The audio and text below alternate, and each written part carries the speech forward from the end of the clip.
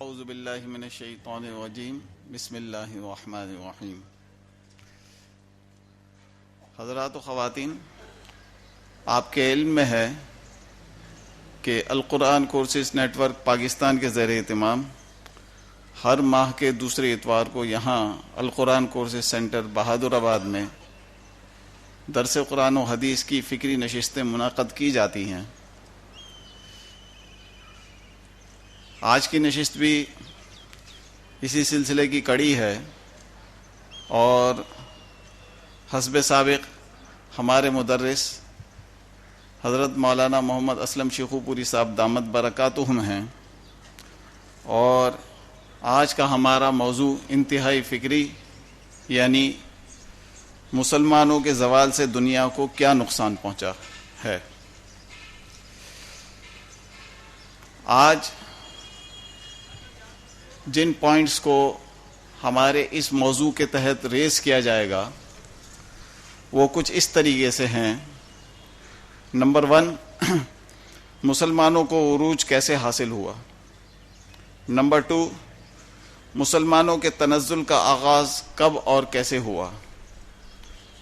Number 3، فتنہ تاتار نے عالم اسلام پر کیا اثرات ڈالے۔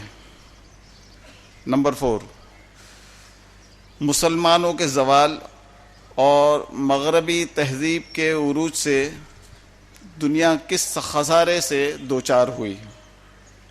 نمبر 5، دجالی تہذیب کے ترکیبی عناصر کیا ہیں۔ نمبر 6، ارباب کلیسا نے اہل علم پر کیا کیا مظالم ڈھائے۔ نمبر 7، امت مسلمہ کے زوال کو عروج میں کیسے تبدیل کیا جا سکتا ہے۔ حضرات و خواتین، موضوع کے حوالے سے آپ کے ذہن میں یہ والی بات بھی آ رہی ہوگی کہ آج کے جو کراچی کے حالات ہیں اور ہمارے ملک کے حالات ہیں اس پر یہ موضوع کس طریقے سے منطبق ہوتا ہے۔ جو اسباب مسلمانوں کے زوال کے اعتبار سے یہاں بیان کیے جائیں گے، حقیقت یہ ہے کہ اس پر ہمیں غور و خوض کرنا انتہائی ضروری ہوگا، اس لیے کہ آج پاکستان میں اور ہمارے اس شہر میں ہم باہم دست و گریبان ہیں۔ اس کی وجہ اور اس کے اسباب میں یہی اسباب داخل ہیں جو آج بیان کیے جائیں گے۔ میں حضرت سے گزارش کروں گا کہ درس قرآن و حدیث کا آغاز فرمائیں۔ الحمد للہ وحدہ والصلاة والسلام علی من لا نبی بعدہ، اما بعد فاعوذ باللہ من الشیطان الرجیم، بسم اللہ الرحمن الرحیم۔ ولا تهنوا ولا تحزنوا وانتم الاعلون ان كنتم مؤمنین۔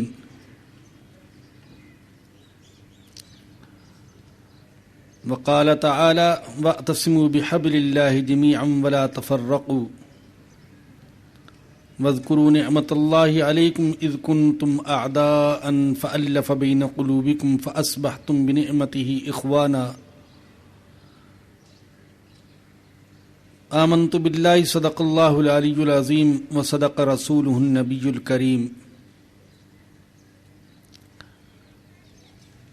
قابل احترام خواتین و حضرات، جیسا کہ آپ کو بتایا گیا، ہمارے آج کے ماہانہ درس قرآن و حدیث کا موضوع ہے مسلمانوں کے زوال سے دنیا کو کیا نقصان پہنچا۔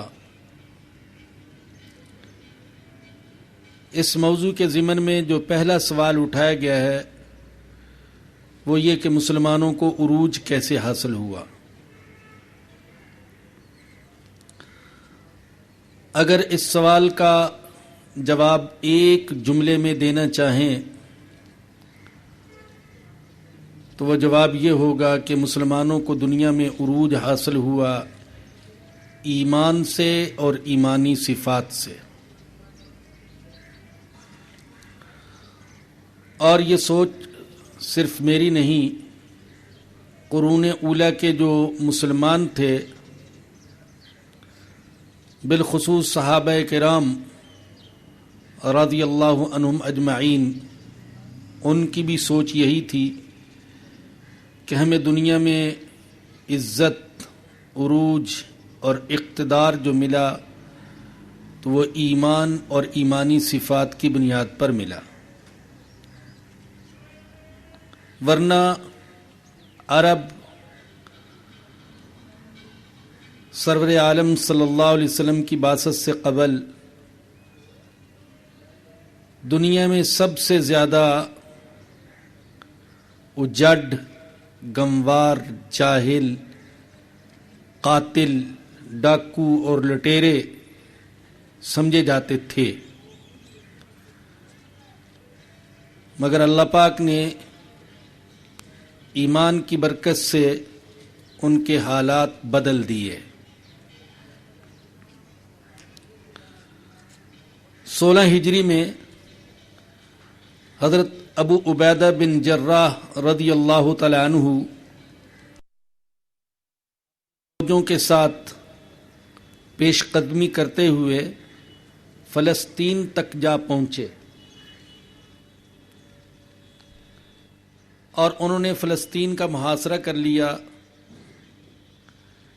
عیسائی افواج اور شہری وہ قلعہ بند ہو گئے اور انہوں نے مسلمانوں کو صلح کی پیشکش کی، اور اس صلح کی پیشکش میں یہ شرط لگائی کہ ہم بغیر جنگ کیے فلسطین تمہارے حوالے کر دیتے ہیں، مگر شرط یہ ہے کہ تمہارے امیر عمر بن خطاب خود یہاں تشریف لائیں۔ جب سیدنا عمر بن خطاب رضی اللہ تعالیٰ عنہ کو عیسائیوں کی اس شرط کا علم ہوا تو وہ اپنی بے پناہ مصروفیات اور طویل مسافت کے باوجود فوراً فلسطین کے سفر کے لیے تیار ہو گئے، اس لیے کہ جہاد کا مقصد محض خون خواری، خون ریزی اور قتل و قتال نہیں ہے۔ جہاد کا مقصد تو فتنے کا ختم کرنا، اللہ کے کلمہ اور اللہ کے حکم کو سر بلند کرنا، دنیا کو عدل و انصاف فراہم کرنا، یہ جہاد کا مقصد ہے۔ اس لیے حضرت عمر فاروق رضی اللہ عنہ نے سوچا کہ جب خون بہائے بغیر بیت المقدس ہمارے قبضے میں آ رہا ہے تو خام خواہ لڑنے کی ضرورت نہیں ہے۔ چنانچہ اس زمانے میں سیدنا عمر بن خطاب رضی اللہ تعالیٰ عنہ نے مدینہ منورہ سے شام تک کا سفر اونٹ پر کیا، اور بعض روایات کے مطابق آپ کا چونکہ غلام بھی ساتھ تھا، کبھی آپ سوار ہو جاتے اور غلام پیدل چلتا، اور کبھی آپ پیدل چلتے تو غلام سوار ہو جاتا۔ جب شام پہنچے تو امیر لشکر اسلام حضرت ابو عبیدہ بن جراح رضی اللہ تعالیٰ عنہ نے درخواست کی کہ حضرت آپ اپنا لباس بدل لیجئے، اس لیے کہ آپ کے کرتے میں پیوند لگے ہوئے ہیں اور یہاں بڑے متمدن اور مالدار لوگ ہیں، کہیں ایسا نہ ہو کہ اس پیوند زدہ لباس کو دیکھ کر وہ آپ کو حقارت کی نظر سے دیکھیں۔ اس موقع پر سیدنا عمر بن خطاب رضی اللہ تعالیٰ عنہ نے ایک تاریخی جملہ ارشاد فرمایا تھا، جس میں آپ کہہ لیں کہ مسلمانوں کے عروج و زوال کی ساری داستان کا راز پوشیدہ ہے۔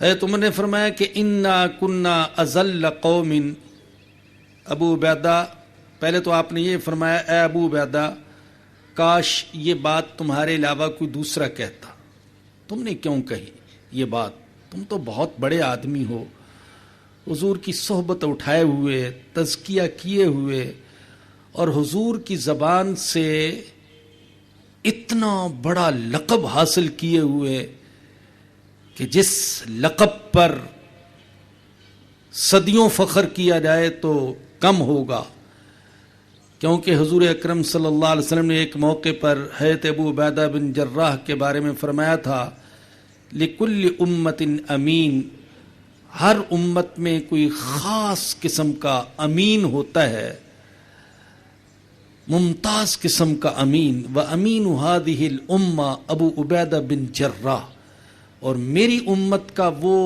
ممتاز اور نمایاں امین شخص ابو عبیدہ بن جراح ہے۔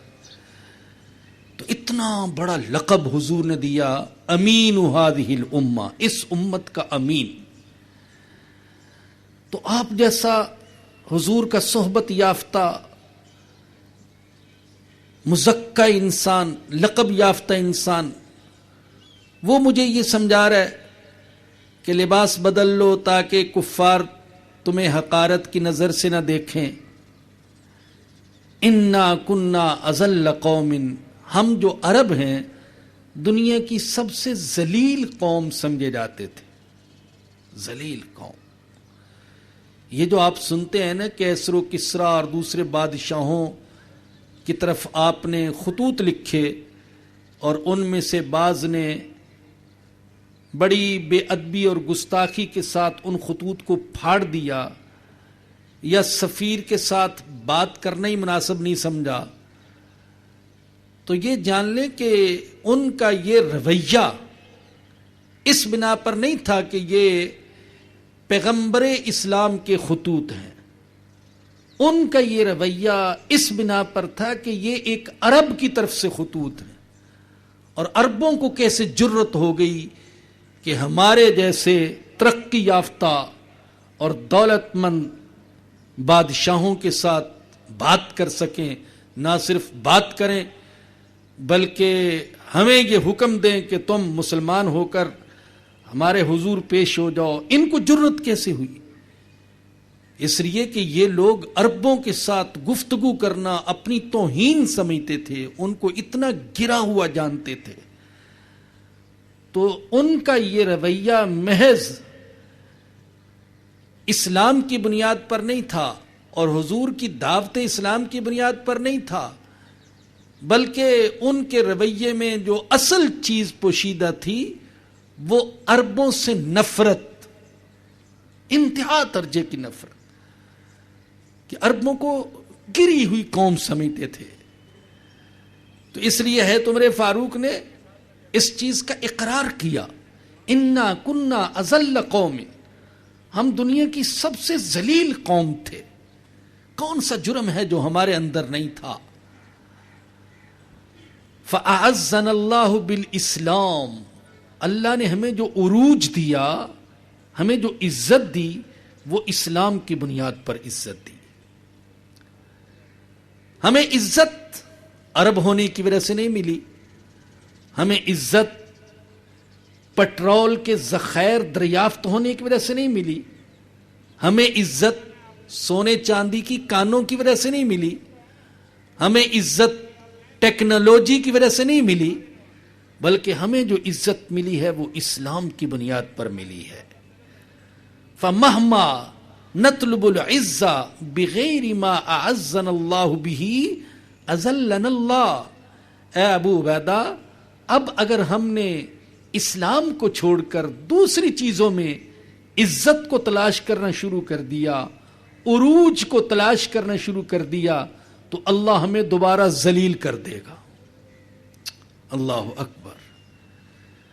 اگر سیدنا عمر بن خطاب رضی اللہ تعالیٰ عنہ کے اس جملے کی گہرائی میں جائیں تو جو آج کا موضوع ہے اس کے سارے سوالوں کا جواب اس ایک جملے میں پوشیدہ ہے۔ جو بڑے لوگ ہوتے ہیں ان کے الفاظ کم ہوتے ہیں، معانی بے پناہ، اور ہمارے جیسے کم علموں، بے علموں اور جاہلوں کے الفاظ بہت زیادہ، تقریریں بڑی لمبی، مغز بہت مختصر سا، تھوڑا سا. تو فرمایا کہ ہم ذلیل تھے. اللہ اکبر. اللہ نے ہمیں عزت دے دی اسلام کی بنیاد پر. یہ جملہ آپ کو سناتے ہوئے میرے دل میں یہ خیال آ رہا ہے، پتہ نہیں آپ کے کیا جذبات ہیں. میں اپنی انفرادی زندگی کے اعتبار سے بھی سوچتا ہوں تو یہ جملہ میرے اوپر پورا پورا صادق آتا ہے کہ میں تو بڑا ذلیل تھا، میرا خاندان بڑا کمزور تھا. اللہ پاک نے عزت دی تو صرف اسلام کی بنیاد پر، صرف قرآن کی بنیاد پر، صرف ایمان کی بنیاد پر. اور یہ حقیقت ہے، میں آپ کے سامنے عرض کر رہا ہوں. بعض اوقات میں اپنے بچوں سے بھی کہتے رہتا ہوں کہ ہمیں عزت خاندان کی وجہ سے نہیں ملی، فیکٹری کارخانے کی وجہ سے نہیں ملی، کسی جماعت کی وجہ سے، سیاست کی وجہ سے، اقتدار کی وجہ سے نہیں ملی، صرف ایمان کی بنیاد پر، صرف قرآن سے نسبت کی بنیاد پر. اگر ہم نے اس نسبت کو حقیر جانا، معاذ اللہ، یا اس نسبت کو ختم کر دیا تو ہم دوبارہ ذلیل ہو جائیں گے. حضرت عمر فاروق نے یہی فرمایا کہ ہم ذلیل تھے، عروج ملا، عزت ملی، اقتدار ملا، دبدبہ ملا، رعب ملا، غلبہ ملا، فتوحات ملی، وسعت ملی، اسلام کی بنیاد پر. اگر ہم نے اس بنیاد کو چھوڑ کر دوسری چیزوں میں عزت کو تلاش کیا تو اللہ ہمیں دوبارہ ذلیل کر دے. ویسے ہی ہو رہا ہے، اب دیکھیں تو ویسے ہی ہو رہا ہے. آج کے عالم اسلام کے شہزادے، عالم اسلام کے صدر، رؤساء، وزراء، حکام، امراء، بالادست طبقہ، بے وقوف یہ سمجھتا ہے کہ ہمیں عزت جو ملی ہے اس لیے کہ پٹرول نکل آیا، اس لیے عزت ملی ہے، دنیا ہمارے آگے آگے پیچھے پھرتی ہے. کوئی سمجھتا ہے عزت ملی ہے تو سونے چاندی کی کانوں کی بنیاد پر ملی ہے، اور کوئی یہ سوچتا ہے کہ امریکہ کو کیوں عزت ملی، برطانیہ کو کیوں عزت ملی، تو مادی اسباب پر نظر جاتی ہے. ٹیکنالوجی کی وجہ سے ملی ہے، اسلحہ کی وجہ سے ملی ہے، ایٹم بم کی وجہ سے ملی ہے. ہم بھی اگر یہ چیزیں حاصل کر لیں تو ہمیں بھی عزت مل جائے گی. چنانچہ دوڑ لگی ہوئی ہے، کوشش کر رہے ہیں مسلمان، ہم بھی یہ چیزیں کسی طریقے سے حاصل کر لیں تو ہم بھی معزز ہو جائیں گے.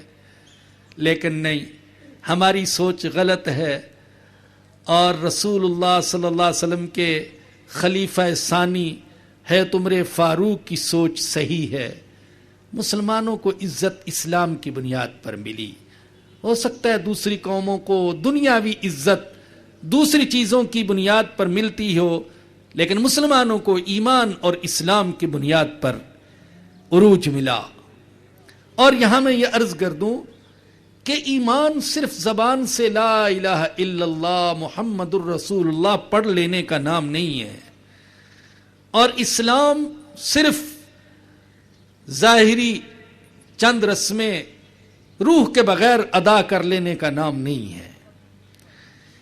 ایمان تو یقین کا نام ہے، ایسا یقین جو دل میں اتر جائے. حضور اقدس صلی اللہ علیہ وسلم اللہ سے دعا کیا کرتے تھے، اللہم انی اسألک ایمانا یباشر قلبی ویقینا صادقا حتی اعلم انہ لا یصیبنی الا ما کتبت لی ورزا من المعیشت بما قسمت لی. اے اللہ، میں تجھ سے ایسے ایمان کا سوال کرتا ہوں جو میرے دل میں پیوست ہو جائے، جو میرے دل میں اتر جائے، جو میرے خون میں رچ بس جائے. ایسا ایمان مانگتا ہوں، اور ایسا سچا یقین مانگتا ہوں کہ مجھے یقین آ جائے کہ مجھے کوئی مصیبت نہیں پہنچ سکتی سوائے اس کے جو تو نے میرے مقدر میں لکھ دی ہے، اور مجھے صرف وہی معیشت، اتنا ہی رزق مل سکتا ہے جو تو نے میرے لیے مقدر فرما دیا اس کے سوا کچھ نہیں، یقین آ جائے اور ایمان آ جائے میرے دل میں. تو ایمان حقیقت میں یقین کا نام ہے، یقین دل میں اتر جائے. منافق کہتے تھے ہم ایمان لائے. اللہ نے قرآن میں ذکر کیا سورہ حجرات میں، قالت الاعراب آمنا، ہم ایمان لائے، کلمہ پڑھتے تھے. اللہ نے اپنے پیغمبر سے فرمایا قل، آپ ان سے کہہ دیں لم تؤمنو، تم ایمان نہیں لائے ہو، اس لیے کہ تمہارے دل میں ایمان نہیں اترا. تم سمجھ رہے ہو کہ ایمان نام ہے لا الہ الا اللہ محمد الرسول اللہ کے الفاظ زبان سے دہرا لینے کا، لیکن ایمان تو وہ ہے جو دل میں اتر جائے، جو یقین بن کر دل میں اتر جائے، اور یقین تو تمہارے دل میں ہے نہیں، لہذا تمہیں یہ حق نہیں ہے کہ تم یہ کہو کہ ہم ایمان لائے جب تک کہ دل میں یقین پیدا نہ ہو. تو یہ یقین اصل میں ایمان یقین کا نام ہے. یقین نہیں ہے تو ایمان نہیں ہے، اور جب یقین پیدا ہوتا ہے تو بڑے بڑے معجزے ظاہر ہوتے ہیں. ہاں، اقبال اللہ مغفرت فرمائے عجب شاعر تھے. میرا تو مطالعہ بڑا ناقص اور محدود سا ہے، لیکن میرے علم کے مطابق امت مسلمہ پر کڑنے والا، قرآن کی ترجمانی کرنے والا، امت مسلمہ کو بیدار کرنے کی کوشش کرنے والا، شاعری کے ذریعے سے اقبال سے بڑا شاعر نہیں گزرا ہے.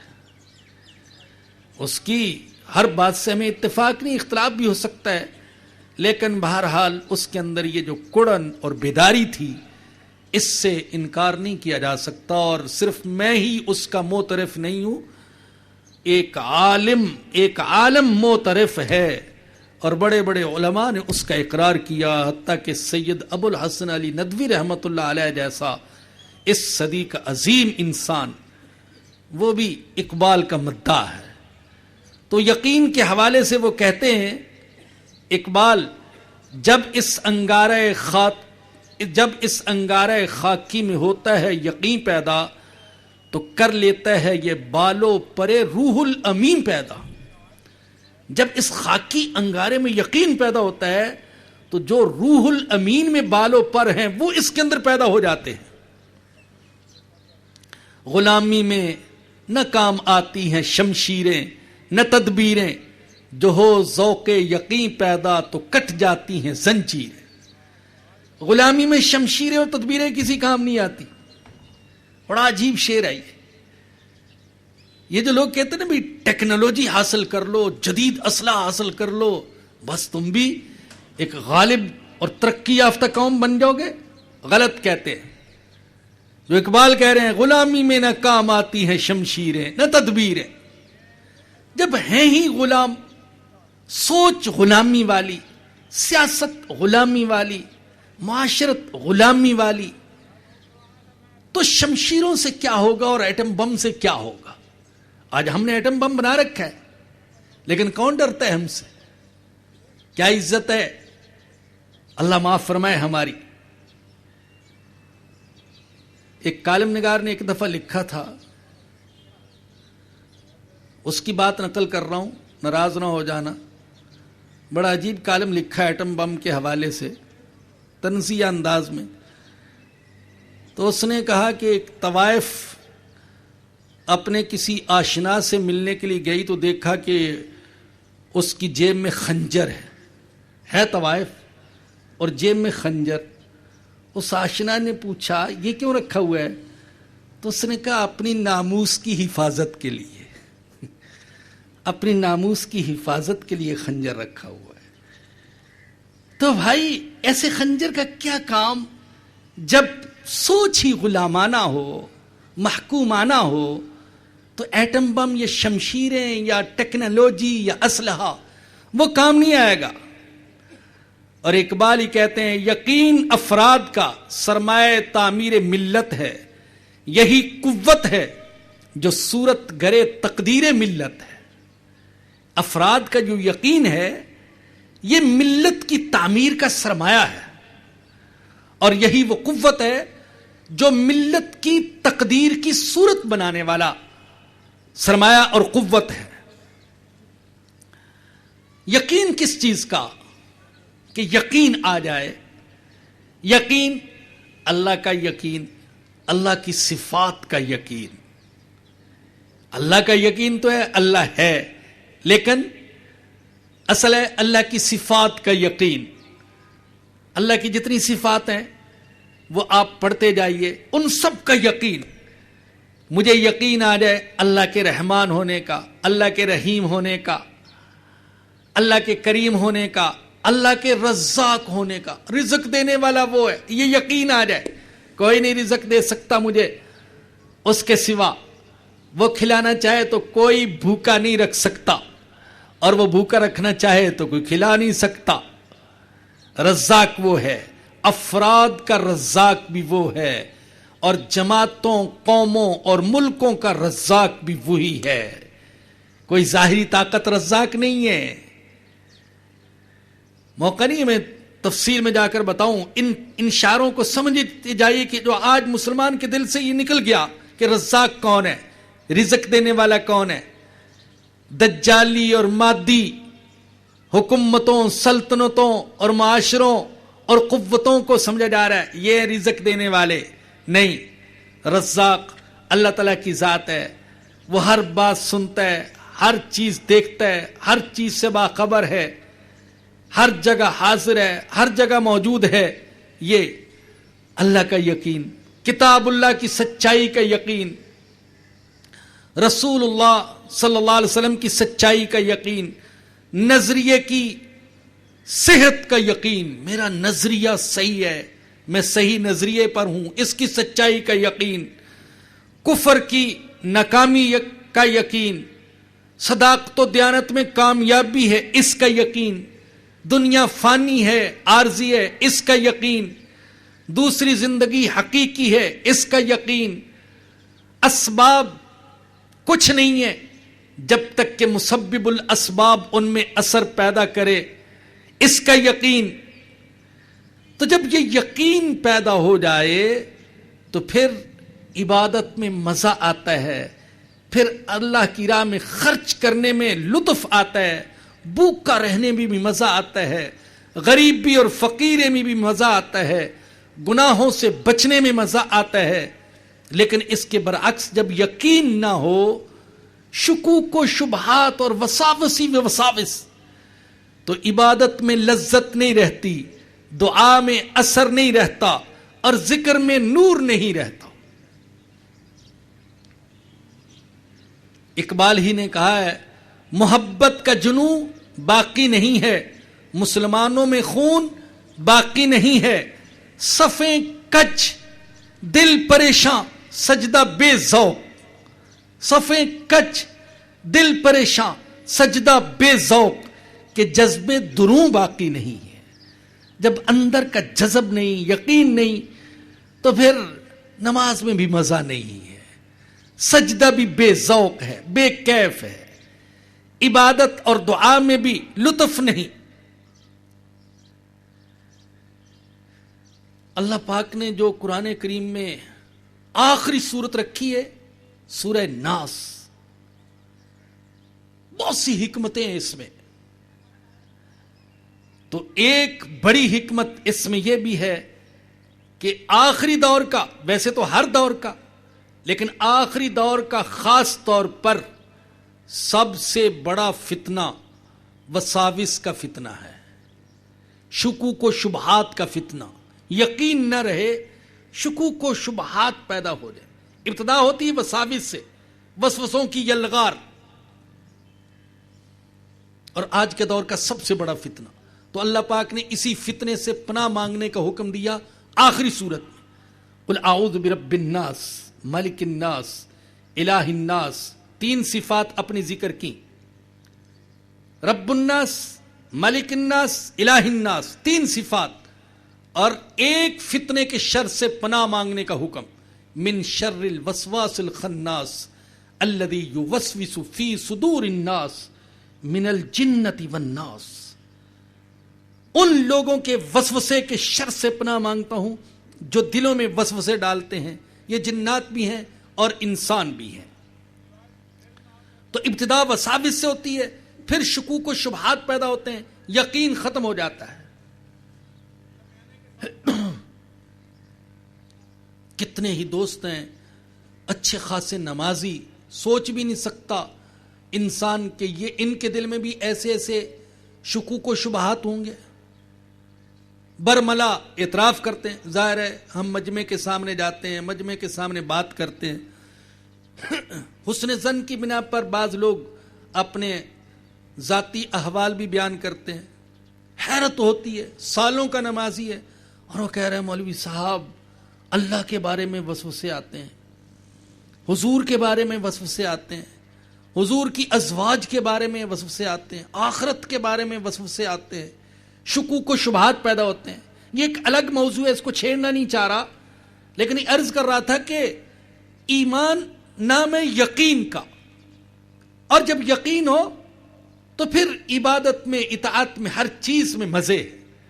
اور جب شکوک و شبہات پیدا ہو جائیں تو عبادت کا لطف بھی جاتا رہتا ہے، خشوع خضوع بھی جاتا رہتا ہے، اور سجدوں کا ذوق بھی جاتا رہتا ہے، اور دعا کی اور ذکر کی لذت بھی جاتی رہتی ہے. جن لوگوں کے دل میں یقین پیدا ہو گیا، حضور اکرم صلی اللہ علیہ وسلم کی صحبت سے، تربیت سے، تزکیت سے، محنت سے جن لوگوں کے دلوں میں یقین پیدا ہو گیا، وہ دنیا کو اور دنیا کے بڑے بڑے بادشاہوں کو اور وسائل کو کچھ اہمیت نہیں دیتے تھے. کیسر و کسرا کو، سیم و زر کے انبار کو کچھ حیثیت نہیں دیتے تھے. حضور اکرم صلی اللہ علیہ وسلم کے صحبت یافتہ ایک صحابی حضرت ربعی بن عامر رضی اللہ عنہ، بڑا مشہور واقعہ ہے. حضرت سعد نے ان کو رستم کے پاس بھیجا. آپ یہ سمجھیں کہ جیسے آج کہا جائے کہ ایک عام کارندے کو اوباما کے پاس بھیج دیا جائے. اب پہنچے ہیں رستم کے پاس تو رستم نے انتہائی قیمتی لباس پہنا ہوا اور ہیرے جواہرات سے مرصع تاج سر پر رکھا ہوا اور سونے کے تخت پر بیٹھا ہوا، اور حضرت ربیع بن عامر چھوٹی سی تلوار، وہ بھی کپڑے کی کترنوں میں لپٹی ہوئی، اور سادہ سا لباس، پیوند لگا ہوا، اور گھوڑا لے کر سیدھے اندر ہی داخل ہو گئے. کوئی یہ نہ سوچے کہ ایسا رویہ کیوں کیا. میرا دل کہتا ہے وہ بھی جانتے تھے کہ آداب کیا ہوتے ہیں، لیکن ان بادشاہوں کو، مغرور بادشاہوں کو، ان کی حیثیت دکھانا چاہتے تھے اور محمد کی غلامی کی شان جتلانا چاہتے تھے صلی اللہ علیہ وسلم، کہ حضور کے غلام کیسے ہوتے ہیں اور ان کی نظر میں تمہاری حیثیت کیا ہے، یہ بتانا چاہتے تھے. ورنہ عمومی انسانی جو اخلاق ہیں ان کا بھی تقاضا تھا کہ اس کے دربار کے وہ آداب جو شریعت سے نہیں ٹکراتے ان کا لحاظ کرتے، لیکن وہ اس کو بتانا چاہتے تھے کہ تمہاری حیثیت کیا ہے محمد کے غلاموں کی نظر میں صلی اللہ علیہ وسلم. تو نیزے کو نیچے مارتے ہوئے، قالین پر مارتے ہوئے، گھوڑے کو ساتھ لے کر، گھوڑے کو ان کے تکیے کے ساتھ جا کر باندھ دیا اور خود جا کر اس کے برابر بیٹھ گئے. اب وہاں تو حکم دور سے جب داخل ہوتے تھے تو سجدہ کرتے ہوئے، رکوع کرتے ہوئے، قدم قدم پر جھکتے ہوئے، اور ادھر جا کر برابر بیٹھ گئے. اب کہاں وہ ایسا قیمتی لباس پہنے ہوئے، چمکتا ہوا تاج، سونے کا تخت، اور کہاں چیتھڑوں والا لباس اور چیتھڑوں میں لپٹی ہوئی تلوار لیے ہوئے ایک ملنگ، ایک درویش، ایک قلندر بیٹھا ہوا ہے ساتھ جا کر. بڑے وہ چیں بجے بھی ہی ہو رہے ہیں اس کے درباری. یہ کیا طریقہ ہے؟ ان کا میں خود نہیں آیا، مجھے بلایا گیا ہے. اب اگر کہتے تو واپس چلے جائیں گے. رستم کہتا نہیں، واپس نہ جاؤ، بولو کس لیے آئے ہو، اتنی دور سے مدینہ کو چھوڑ کر یہاں آئے ہو، کس لیے آئے ہو؟ اللہ اکبر. نبی اکرم صلی اللہ علیہ وسلم کا تربیت یافتہ چھوٹے سے چھوٹا غلام بھی جانتا تھا کہ مجھے اس دربار میں کس طریقے سے گفتگو کرنی ہے. حضور کی سیاست کیا تھی؟ سچائی پر مبنی سیاست. آج کی سیاست کیا ہے؟ یہ وزارت خارجہ اور وزارت داخلہ اور وزیر خارجہ اور وزیر داخلہ، یہ کون ہے جو الفاظ کو چبانا جانتے ہوں، گول مول بات کرنا جانتے ہوں، یعنی نہ سچ نہ جھوٹ، ایسی بات کرنا جانتے ہوں. یہ ہیں، یہ ماہر ہیں، یہ سکھایا جاتا ہے ان کو. یعنی فرشتے بھی حیران کہ کیا لکھیں، یہ سچ میں لکھیں یا جھوٹ میں لکھیں. ایسی گول مول سی گفتگو. ہمارے وزیر داخلہ کو دیکھ لیں، ایسی دھمکیاں دیتے ہیں، ایسی بڑکیں مارتے ہیں، خدا کی پناہ لگتا ہے کہ کل کراچی میں پورا شہر امن کی نیند سوئے گا، ایسی بڑک مار دیتے ہیں. لیکن الفاظ ہیں روح سے خالی، ڈائیلاگ ہیں عمل سے خالی، باتیں ہی باتیں. یہی وزارت خارجہ کا حال ہے. تو گول مول سی باتیں. لیکن حضور اکرم صلی اللہ علیہ وسلم نے جو سیاست سکھائی وہ سچائی پر مبنی تھی.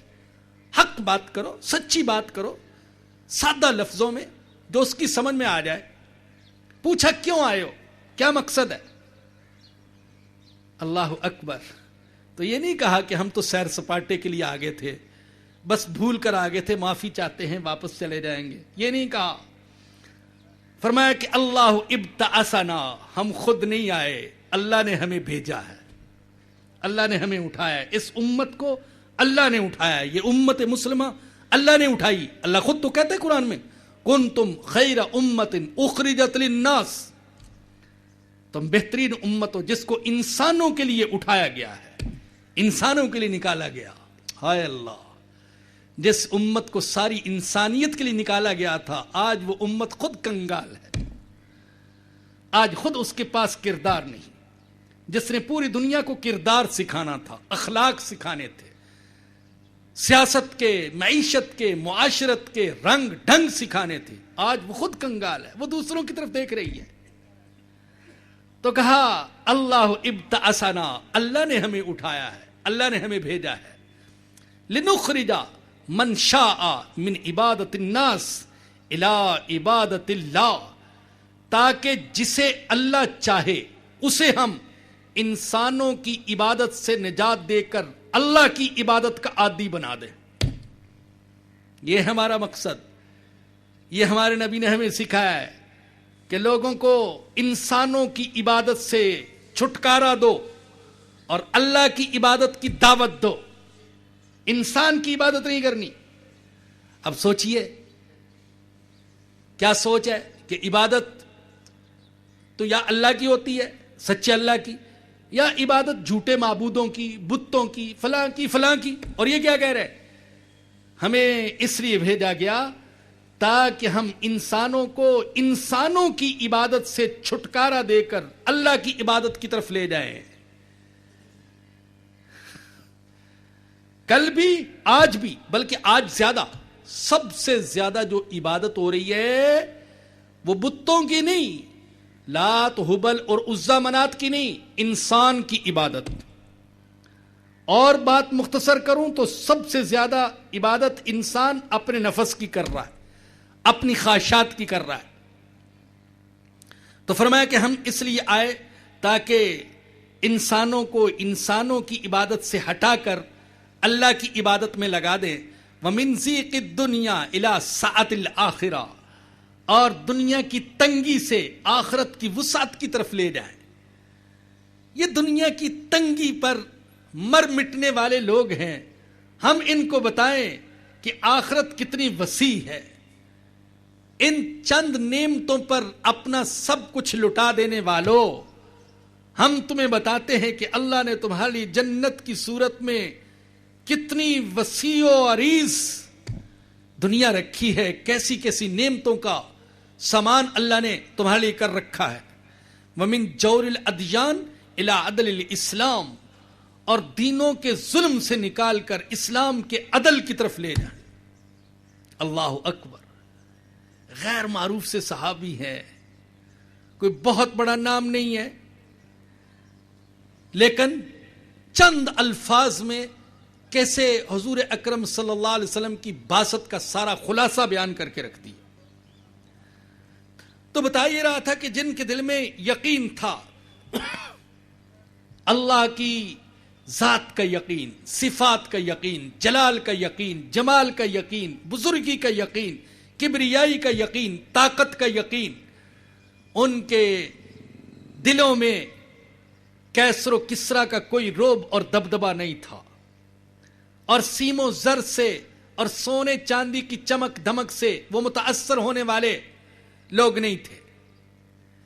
جن کے دل میں یہ یقین تھا، جن کے دل میں یہ یقین پیدا ہوا، ان کی آخرت پر نظر، دنیا سے زیادہ آخرت پر نظر. احد میں حضرت سعد بن معاذ نے دیکھا حضرت انس بن نضر رضی اللہ تعالیٰ عنہ کو عین اس وقت جبکہ کئی مسلمان شہید ہو گئے، کئی زخمی تھے، اور وہ مستانہ وار تلوار لے کر جا رہے. پوچھا انس کہاں جا رہے ہو؟ فرمانے لگے اے سعد مجھے اس احد کے اس طرف جنت کی خوشبو آ رہی ہے. تو آخرت کا اتنا یقین، دل میں یقین پیدا ہو گیا. ایسا یقین اللہ کے دیکھنے کا، اللہ مجھے دیکھ رہا ہے، اللہ دیکھ رہا ہے، جو کچھ کر رہا ہوں اللہ کے لیے، کہ خیانت کا تصور بھی محال. مدائن میں بہت سا مال غنیمت آیا، اس میں کسرا کا تاج بھی تھا. وہ ایک غریب مسلمان کے ہاتھ کہیں لگ گیا، اور بعض روایات میں آتا ہے کہ وہ اپنے منہ کو کپڑے سے لپیٹے ہوئے کسرا کا تاج لے کر آیا، امیر کو لا کر پیش کیا. امیر حیرت زدہ رہ گیا. آپ جانتے ہیں اس زمانے کے بادشاہ تاجوں پر کتنا خرچ کرتے تھے، دنیا کے قیمتی ہیرے جواہرات اپنے تاجوں میں وہ جڑتے تھے. تو حیران رہ گیا کہ یہ غریب سا سپاہی ہے اور اس کو کسرا کا تاج کہیں سے مل گیا اور اس کا ایمان ڈاماڈول نہیں ہوا، خیانت کا خیال اس کے دل میں نہیں آیا. تو پلٹنے لگا تو اس سے پوچھا کہ بتاؤ تو صحیح تمہارا نام کیا ہے؟ سوچا ہوگا کہ اس کو کچھ انعام دوں. تو اس نے کہا، بعض کتابوں میں یہ الفاظ لکھے ہیں، اس نے واپس پلٹتے ہوئے کہا میں نے جس اللہ کے ڈر سے اس دیانت کا ثبوت دیا ہے وہ میرا نام خوب جانتا ہے، مجھے نام آپ کو بتانے کی ضرورت نہیں ہے.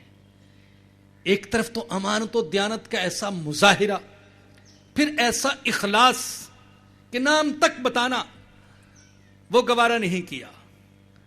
تو بھائی عرض یہ کر رہا تھا کہ جن کے دل میں یہ یقین پیدا ہو گیا ان کی زندگی کیسے بدل گئی. جن کے دل میں واقعی یقین پیدا ہو گیا، ایسا یقین پیدا ہو گیا کہ شراب جس کے بغیر وہ زندگی کا ایک دن بھی گزارنا محال سمجھتے تھے، ہر دسترخوان کی زینت ہوتی تھی، ہر دعوت کی شراب زینت ہوتی تھی.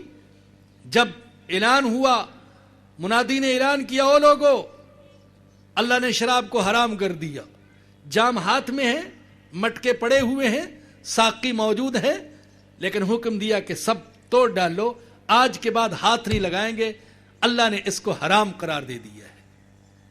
وہی لوگ جو بیٹیوں کو زندہ درگور کرنے والے تھے، جب یقین پیدا ہو گیا اب بیٹیوں کی کفالت اور تربیت پر فخر کرنے لگے.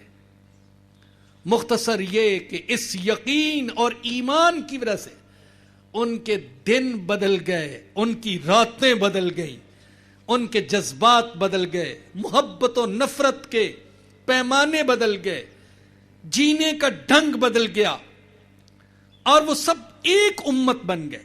اس یقین نے، اس ایمان نے ان کو ایک امت بنا دیا. ویسے تو میں عرض کر چکا ہوں کہ اس سارے موضوع کا حاصل تو ہے تمہارے فاروق اس جملے میں آ گیا، لیکن مزید پھیلائیں تو اس امت کو جو عروج ملا ایمان کے ساتھ ساتھ، تو وحدت کے نتیجے میں امت میں وحدت پیدا ہو گئی، فکری وحدت، سب کی سوچ ایک جیسی، سب کا نظریہ ایک جیسا، سب کا ذہن ایک جیسا. فکری وحدت یہ بہت بڑی وحدت ہے، بڑی اہم وحدت. یہ وحدت پیدا ہوئی قرآن کی بنیاد پر فکری وحدت، سب کے افکار، نظریات، عقائد ایک جیسے. پھر معاشی وحدت،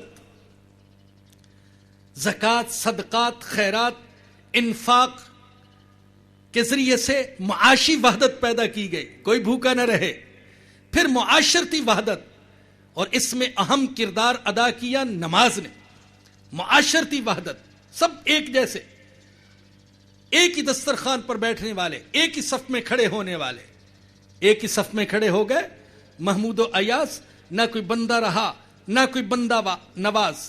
پھر سیاسی وحدت، ایک ہی سوچ ہے، اعلاء کلمت اللہ اور استیصال کفر کا استیصال اور اللہ کے کلمے کی سربلندی. تو یہ تو بھائی عام مسلمانوں کا حال تھا. اللہ پاک نے ان کو جو قیادت عطا فرمائی، تاریخ کے مطالعے سے اس قیادت کی جو امتیازی خصوصیات ہمارے سامنے آتی ہیں، جن خصوصیات نے مسلمانوں کو عروج دینے میں اہم کردار ادا کیا، ان میں سے پہلی خصوصیت یہ تھی کہ ان کا اللہ کی کتاب کے ساتھ بڑا مضبوط تعلق تھا، شریعت کے ساتھ بڑا مستحکم تعلق. وہ ادھر ادھر دیکھتے نہیں تھے کیسر کا نظام کیا ہے اور کسرا کا نظام کیا ہے اور مصر والوں کا نظام کیا ہے اور شام والوں کا نظام کیا ہے. ان کو ادھر ادھر دیکھنے کی ضرورت ہی نہیں تھی. ان کی نظر جاتی تھی ہر معاملے میں اللہ کی کتاب کی طرف اور آسمانی شریعت کی طرف. یہ مسلمانوں کی قیادت کی پہلی خصوصیت. دوسری خصوصیت، جن کو قیادت ملی انہیں وہ قیادت باپ دادا سے وراثت میں نہیں ملی یا ہنگامی طور پر نہیں مل گئی، بلکہ تزکیہ اور تربیت کے سارے مراحل سے گزرنے کے بعد وہ منصب قیادت پر فائز ہوئے. حضرت ابوبکر صدیق ہنگامی طور پر مسلمانوں کے خلیفہ نہیں بن گئے کہ انہوں نے ایک جماعت بنائی اور نعرے لگائے اور سبز باغ دکھائے اور لوگوں سے وعدے کیے اور خلیفہ بن گئے. ایسا نہیں ہے.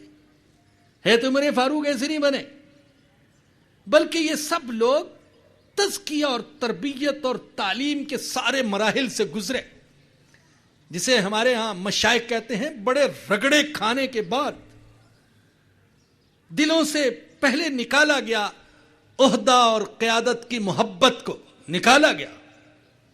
اللہ کے نبی نے فرمایا کہ جسے کوئی عہدہ بغیر طلب کے ملا اسے اللہ کی مدد بھی ملے گی، اور جس نے طلب سے کوئی عہدہ اور منصب حاصل کیا وہ ایسا گویا کہ وہ کند چھری سے ذبح کیا گیا ہے اور اللہ کی مدد اس کو شامل نہیں ہوگی. تو دلوں سے نکال دی گئی قیادت کی چاہت اور منصب کی چاہت، اور پھر ان کو یہ چیزیں ملی. تیسری خصوصیت، یہ جو مسلمانوں کی قیادت تھی، اولین قیادت، یہ کسی خاص قوم اور ملک کے نمائندے نہیں تھے کہ وہ صرف عربوں کے نمائندے ہوں اور عربوں کی بادشاہی ساری دنیا پر چاہتے ہوں یا اپنی بادشاہت قائم کرنا چاہتے ہوں. نہیں، وہ اللہ کے نمائندے تھے، اللہ کے نبی کے نمائندہ تھے. وہی جو آپ نے ابھی حضرت ربیع بن عامر رضی اللہ عنہ کی زبان سے سنا، وہ کیا کہہ رہے ہیں؟ اللہ نے ہمیں بھیجا ہے. اور کس لیے بھیجا؟ تاکہ ہم انسانوں کو انسانوں کی عبادت سے نجات دلائیں اور اللہ کی عبادت کا عادی بنائیں، خواہ انسان عرب ہوں یا عجم. تو یہ پوری انسانیت کے لیے آیت ہے، اپنی قوم کے لیے نہیں، اپنے خاندان کے لیے نہیں، اپنی ذات کے لیے نہیں. اور چوتھی خصوصیت جو ہمیں اس قیادت کی نظر آتی ہے، وہ کامل عدل کے علم بردار. ایسا عدل جو امیر اور غریب میں، اپنے اور غیر میں فرق نہیں کرتا. قرآن نے انہیں یہ سبق پڑھایا تھا، یا ایھا الذین آمنوا کونوا قوامین للہ شہداء بالقسط، تم نے انصاف قائم کرنا ہے، اگرچہ اپنے خلاف ہو، اپنے رشتہ داروں کے خلاف ہو، لیکن کسی صورت میں انصاف کا دامن نہیں چھوڑنا۔ تو یہ ان کی چوتھی خصوصیت تھی۔ ان کی جو پانچویں خصوصیت تھی کہ وہ انسانیت کے سچے خیر خواہ تھے۔ غیر مسلم بھی یہ سمجھتے تھے، ان کا دل اس بات کی گواہی دیتا تھا کہ یہ مسلمان مجاہدین، مسلمان سپہ سالار، مسلمان خلفاء، یہ ہماری خیر خواہی کرتے ہیں، یہ ذاتی مفادات کے اسیر نہیں ہیں، ہمارے خیر خواہ ہیں، ہمارا ہی بھلا چاہتے ہیں، ہمیں ظلم سے نجات دینا چاہتے ہیں، ہماری آخرت بنانا چاہتے ہیں۔ تو یہ 5 نمایاں خصوصیات تھیں مسلمان قیادت کی۔ یہ تو عروج کے زمانے کی بات کر رہا ہوں کہ یقین تھا دلوں میں، اور قیادت ایسی تھی جس کے اندر یہ 5 خصوصیات تھیں۔ مسلمانوں میں تنزل کا آغاز اس وقت ہوا جب افراد میں وہ یقین، وہ ایمان باقی نہ رہا جو قرون اولیٰ کے مسلمانوں میں تھا، اور قیادت میں وہ خصوصیات نہ رہیں جو پہلی قیادت کی خصوصیات تھی۔ اور اس تنزل کا آغاز حقیقت میں اس وقت ہوا جب خلافت ملوکیت میں بدلی ہے۔ جو پہلے بادشاہ تھے، ملوک تھے، وہ غنیمت تھے، لیکن جوں جوں معاملہ آگے بڑھتا گیا خرابیاں پیدا ہوتی گئیں، بیت المال اور مال غنیمت کو ذاتی جاگیر سمجھ کر تصرف کیا جانے لگا، اور پھر خلافت کے ملوکیت میں بدلنے سے دوسری خرابی جو پیدا ہوئی وہ دین اور سیاست میں عملی تفریق ہو گئی۔ ایک وقت تھا کہ جو مسلح کا امام تھا وہی قاضی بھی تھا، وہی بادشاہ بھی تھا، وہی کمانڈر ان چیف بھی تھا، یعنی دینی منصب بھی اسی کے پاس تھا اور سیاسی منصب بھی اسی کے پاس تھا۔ لیکن اب یہ ہوا کہ دین اور سیاست میں عملی طور پر تفریق ہو گئے۔ اہل دین کا حکومت و سیاست کے ساتھ کوئی تعلق نہیں، اور اہل سیاست اور حکومت نے اپنے آپ کو دینی مناصب سے بالکل الگ کر لیا، جس کا نتیجہ یہ نکلا کہ جن کے پاس دینی قیادت تھی اور دینی علم تھا، یا تو وہ وقت کے حکمرانوں کی کھل کر مخالفت کرنے لگے، کسی نے تنقید کی، کسی نے خروج کیا،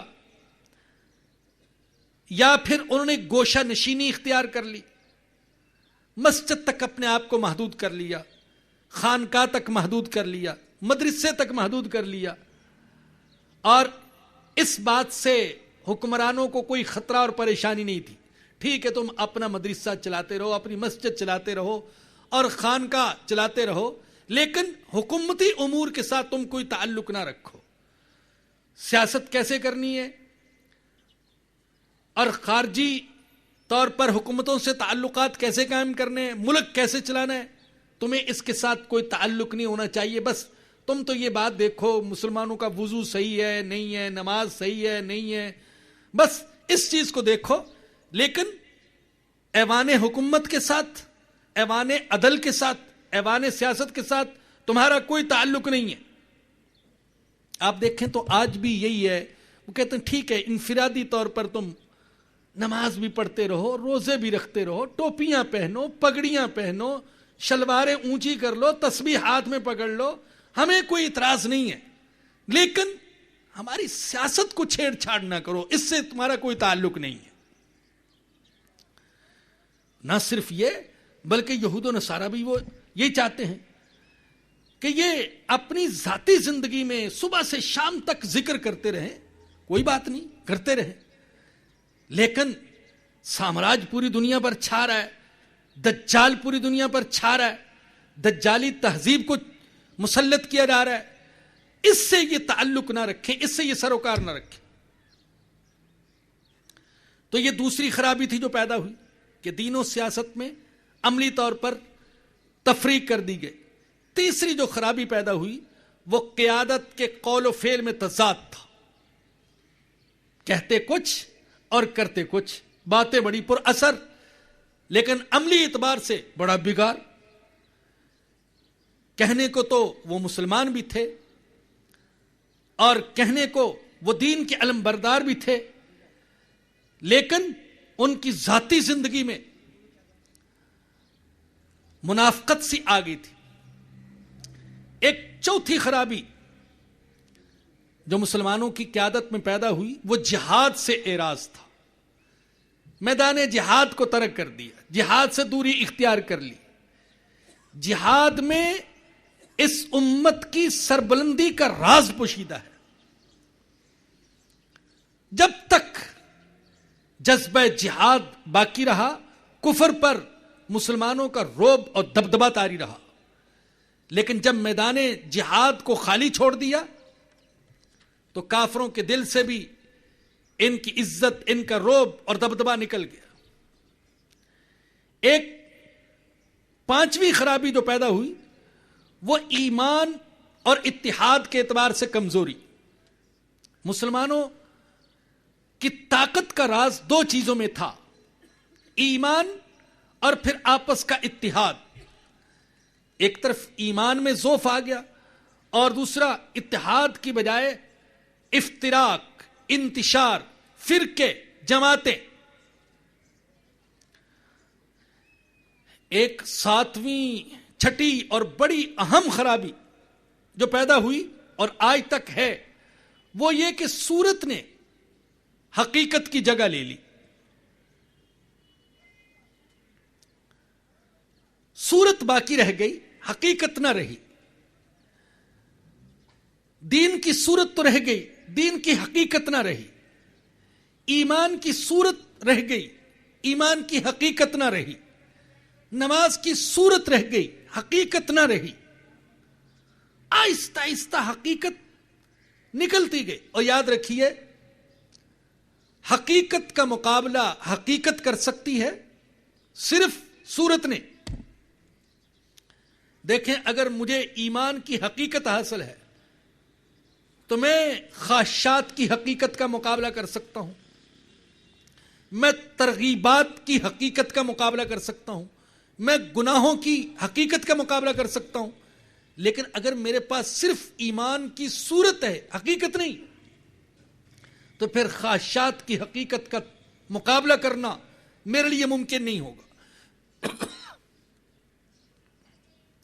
لیکن کافی عرصہ تک تو مسلمانوں کا کام سورج سے چلتا رہا۔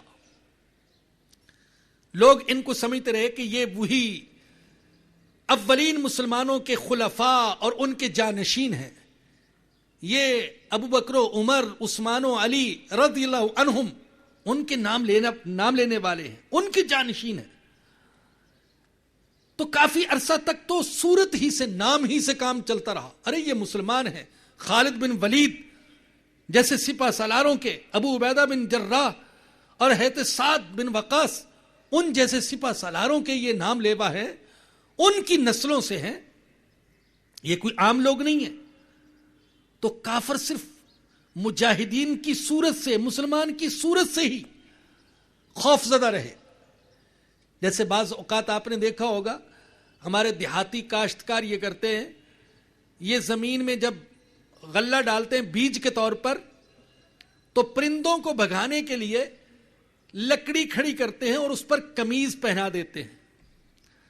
تو لگتا یہ ہے کہ شاید یہ کوئی انسان کھڑا ہے زمین کی حفاظت اور پہرے داری کے لیے، تو پرندے اس کی صورت سے ہی ڈرتے رہتے ہیں، اس کو انسان سمجھ کر۔ بیچارے سادہ ہیں، تو انسان ان کو ڈرانے کے لیے، بے وقوف بنانے کے لیے انسان کی صورت بناتا ہے، حقیقت نہیں ہوتی۔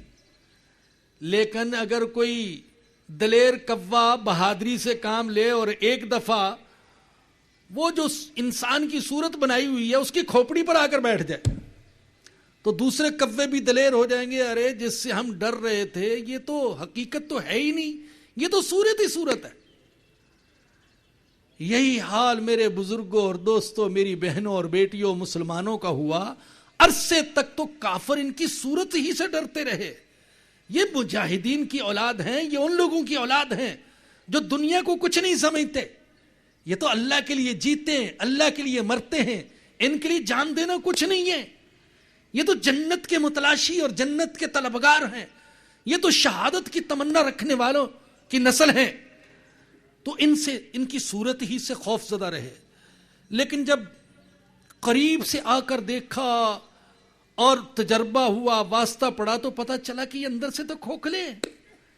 نہ شہادت کی تمنا, نہ جذبہ جہاد, نہ اللہ کی رضا کا شوق, وہ چیز تو ہے ہی نہیں ہے. اب جب پتا چلا کہ یہ اندر سے کھوکھلے ہیں تو وحشی قوموں نے مسلمانوں پر یلغار کر دی. اور سب سے بڑی یلغار جو ہوئی ہے 7ویں ہجری میں, وہ تاتاریوں کی یلغار ہوئی ہے مسلمانوں پر. ایسی یلغار کہ امام ابن اسیر رحمت اللہ علیہ مشہور مؤرخ, وہ جب فتنہ تاتار کا حال اپنی تاریخ میں لکھنے لگے تو لکھا ہے کہ میں کئی سال تک تو یہ سوچتا رہا کہ یہ لکھوں یا نہ لکھوں, حوصلہ نہیں پڑتا لکھنے کو. اور پھر کہتے ہیں کہ کاش میں اس فتنے کو دیکھنے سے پہلے اور اس کا حال لکھنے سے پہلے مر چکا ہوتا, کاش میں پیدا ہی نہ ہوتا.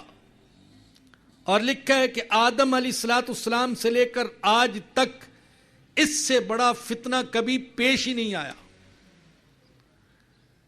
مسلمانوں کے تنزل اور ان کی کمزوریوں کے نتیجے میں تاتاریوں کو ایسا اللہ نے مسلط کر دیا کہ بغداد میں داخل ہوئے, جو ان کا دارالخلافہ تھا, تو اس کی اینٹ سے اینٹ بجا دی. اور لکھا ہے امام ابن اسیر رحمت اللہ علیہ نے کہ 40 دن تک وہ بغداد میں قتل و غارت گری کرتے رہے, یہاں تک کہ لاشوں کے ڈھیر لگ گئے. اور جب بارش ہوئی تو اتنی بدبو پھیلی کہ پرندے اور جانور تک اس بدبو کی وجہ سے مر گئے, اور یہ لاشیں تھیں مسلمانوں کی.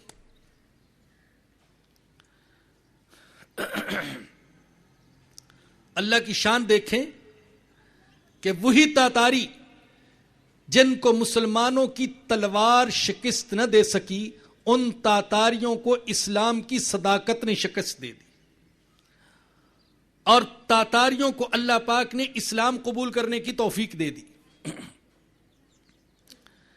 اس کے بعد 8ویں صدی میں جو عثمانی ترک ہیں یہ میدان میں آئے اور انہوں نے دنیا کو اپنی طرف متوجہ کیا.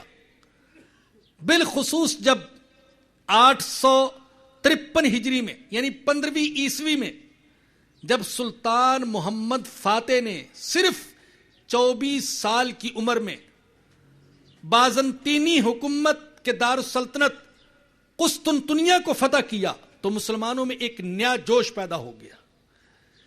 یہ وقت, یہ 9ویں صدی ہجری کا یہ زمانہ, یہ مسلمانوں کے اندر ایک جوش پیدا ہونے کا زمانہ تھا.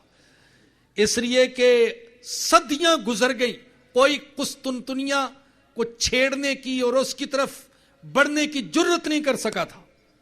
اور سلطان محمد فاتح نے ریگستان میں کشتیاں چلا کر, جہاز چلا کر ایک معجزہ سا پیدا کر دیا.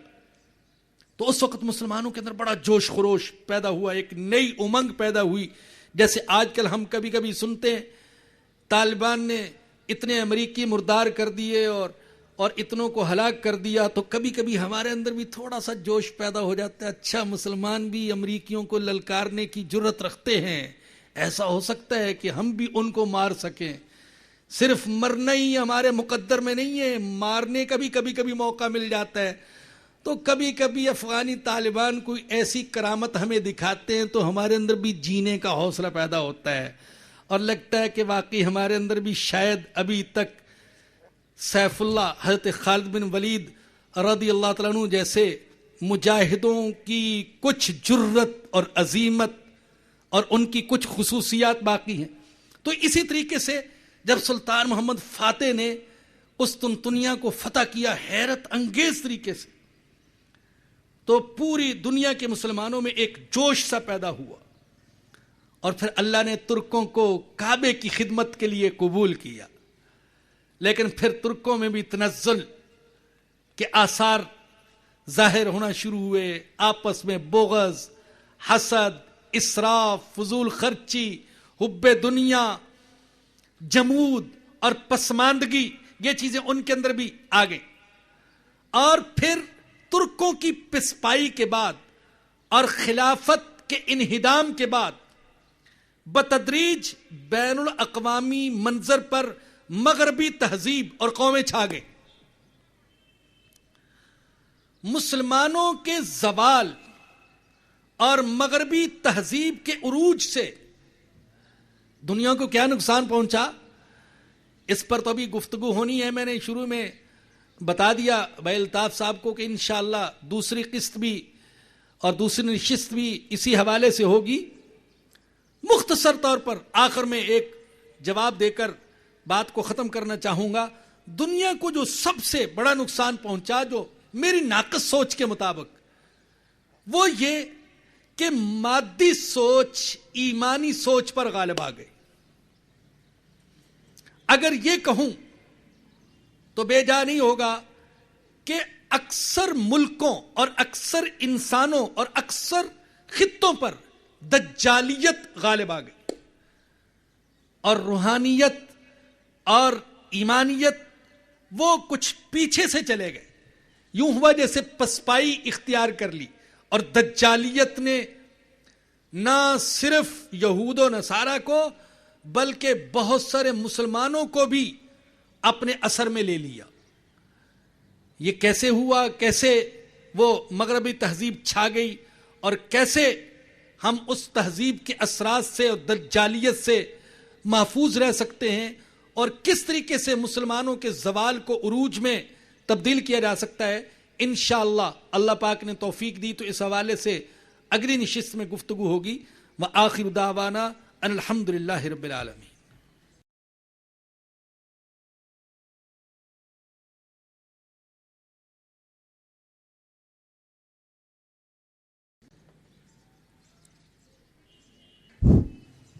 جزاکم اللہ.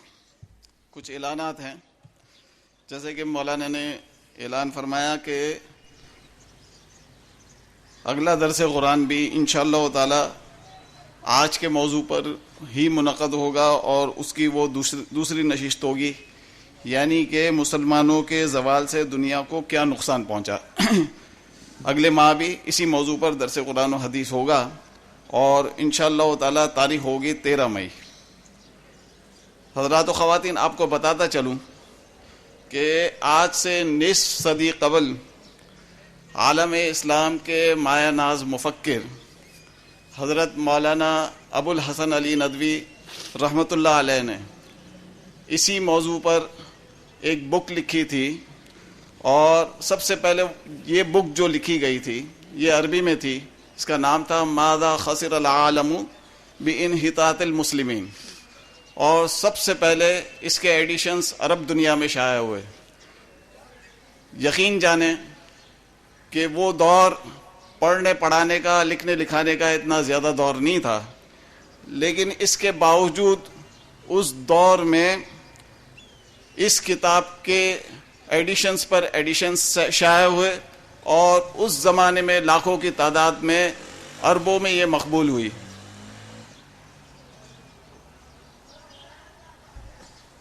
ایک اعلان یہ ہے کہ جو آج نئے آنے والے حضرات ہیں وہ باہر کاؤنٹر پر جو ہمارے موبائل فون رجسٹر کرنے کے لیے فارم رکھے ہوئے ہیں وہاں اپنے موبائل فون رجسٹر کروائیں.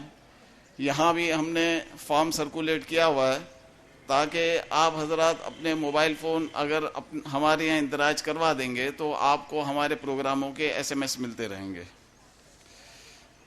ایک اہم اعلان یہ ہے کہ مدینہ مسجد بنس روڈ گلی نمبر 4 میں آج سے دین کی بنیادی تعلیمات کے کچھ شارٹ کورسز شروع ہو رہے ہیں۔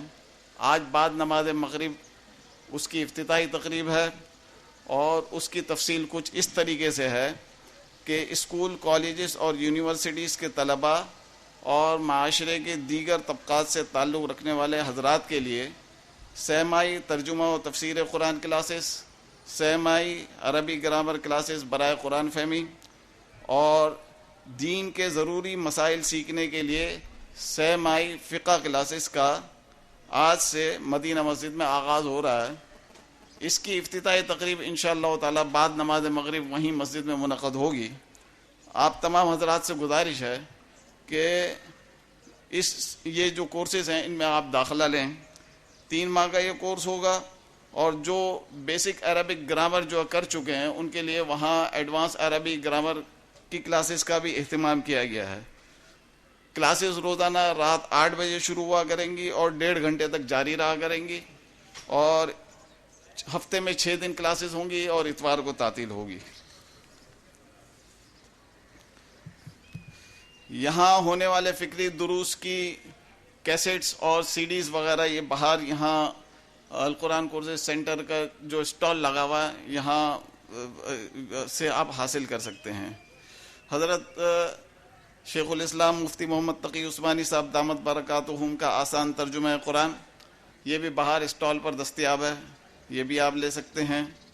3 ماہ پہلے میں نے ایک اعلان کیا تھا، اس کو مختصراً ریپیٹ کر دیتا ہوں کہ سعودی عالم ڈاکٹر عبد الرحمن عارفی کی معرکۃ الآراء کتاب زندگی خوشگوار بنائیے باہر اسٹال پر دستیاب ہے۔ بس اتنا تعارف کرواتا چلوں کہ لوگوں سے معاملات کرنے کے فن پر یہ کتاب ہے، اور یہ اس حوالے سے ایک انتہائی منفرد تصنیف ہے، اور عرب دنیا میں اب تک لاکھوں کی تعداد میں یہ شائع ہو چکی ہے۔ میرے بہنوئی حاجی ہارون صاحب اور زینب حاجیانی کی مغفرت کے لیے دعا فرمائیں۔ ڈاکٹر عافیہ صدیقی کی رہائی کے لیے دعا کرنی ہے، اور ڈاکٹر عافیہ صدیقی کی والدہ کا آپریشن ہوا ہے، وہ اپنی بیٹی ڈاکٹر عافیہ کی وجہ سے شدید ذہنی دباؤ کا شکار ہیں، ان کی صحت یابی کے لیے ہمیں دعا کرنی ہے۔ میں حضرت سے درخواست کروں گا کہ دعا فرمائیں۔ ایک صاحب پوچھ رہے تھے میرے سے وہ شب قرآن کا۔ اچھا، ایک بھائی الطاف صاحب نے فرمایا کہ ایک ساتھی پوچھ رہے تھے شب قرآن کا انشاءاللہ جلدی اس کا اعلان کریں گے، آپ تک اخبارات وغیرہ کے ذریعے سے وہ اعلان پہنچ جائے گا انشاءاللہ۔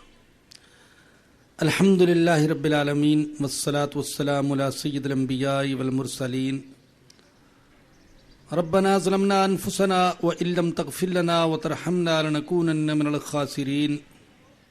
ربنا لا تؤاخذنا ان نسینا واخطأنا، ربنا ولا تحمل علينا إصرا كما حملته على الذين من قبلنا، ربنا ولا تحملنا ما لا طاقة لنا به، ربنا ولا تحملنا ما لا طاقة لنا به، ربنا ولا تحملنا ما لا طاقة لنا به، واعف عنا واغفر لنا وارحمنا أنت مولانا فانصرنا على القوم الكافرين۔ یا رب العالمین، یا ارحم الراحمین، یا اللہ، آج عالم اسلام کا زوال، پستی، ادبار، مغلوبیت، شکست خوردگی، یا اللہ ذلت اور پستی، یہ ہمارے گناہوں کی وجہ سے ہے، ہماری کمزوریوں کی وجہ سے ہے۔ اے اللہ ہمارے گناہوں کو معاف فرما دے، اے اللہ ہمیں اپنی اصلاح کی توفیق عطا فرما دے۔ یا رب العالمین، عالم اسلام کی ذلت کو عزت میں بدل دے، یا اللہ زوال کو عروج میں بدل دے، میرے اللہ پستی کو بلندی میں بدل دے، یا رب کرم فرما دے، رحم فرما دے، معاف فرما دے۔ یا اللہ عالم اسلام کو، پاکستان کو اچھی قیادت نصیب فرما دے، دین کا درد رکھنے والی، مسلمانوں سے محبت رکھنے والی قیادت نصیب فرما دے۔ یا رب العالمین، جن بیماروں کے لیے دعا کے لیے کہا گیا ان سب کو شفا عطا فرما۔ عافیہ صدیقی، یا اللہ انہیں باعزت آزادی اور رہائی نصیب فرما، ان کی والدہ کو اور دوسرے بیماروں کو اے اللہ شفا عطا فرما۔ یا رب العالمین ہمارے مرحومین کی مغفرت فرما، ہماری پریشانیاں دور فرما۔ جو والدین اپنی نوجوان اولاد کے رشتوں کے سلسلے میں متفکر ہیں، یا اللہ ان کی پریشانی دور فرما۔ یا رب کرم فرما، رحم فرما، معاف فرما۔ اے اللہ ایمان کی حقیقت عطا فرما۔ اے اللہ ہمارے دلوں میں یقین پیدا فرما دے، اپنی ذات کا یقین، صفات کا یقین، قرآن کی سچائی کا یقین، حضور کی سچائی کا یقین۔ یا اللہ تو یقین پیدا فرما دے میرے اللہ، ہمارے دل میں یقین پیدا فرما دے، ایمان کی حلاوت پیدا فرما دے، ایمان کا نور عطا فرما دے، ایمان والی زندگی گزارنے کی توفیق عطا فرما دے، ایمان پر خاتمہ نصیب فرمانا، اور قیامت کے دن حضور اکرم صلی اللہ علیہ وسلم کی شفاعت نصیب فرمانا۔ یا اللہ جن گھروں میں لڑائی جھگڑے ہیں وہاں محبت اور پیار کی فضا پیدا فرما۔ یا اللہ امت مسلمہ کو بھائی چارہ نصیب فرما۔ یا رب اس مجمع میں جتنے بھی حضرات و خواتین شریک ہیں، ان کے سارے جائز مسائل اپنے فضل و کرم سے حل فرما۔ ربنا آتنا فی الدنیا حسنۃ وفی الآخرۃ حسنۃ وقنا عذاب النار۔ ربنا تقبل منا انک انت السمیع العلیم وتب علینا انک انت التواب الرحیم۔ صلی اللہ تعالی علی رسولہ وخیر خلقہ سیدنا و مولانا محمد و آلہ و صحبہ و اہل بیتہ اجمعین، آمین برحمتک یا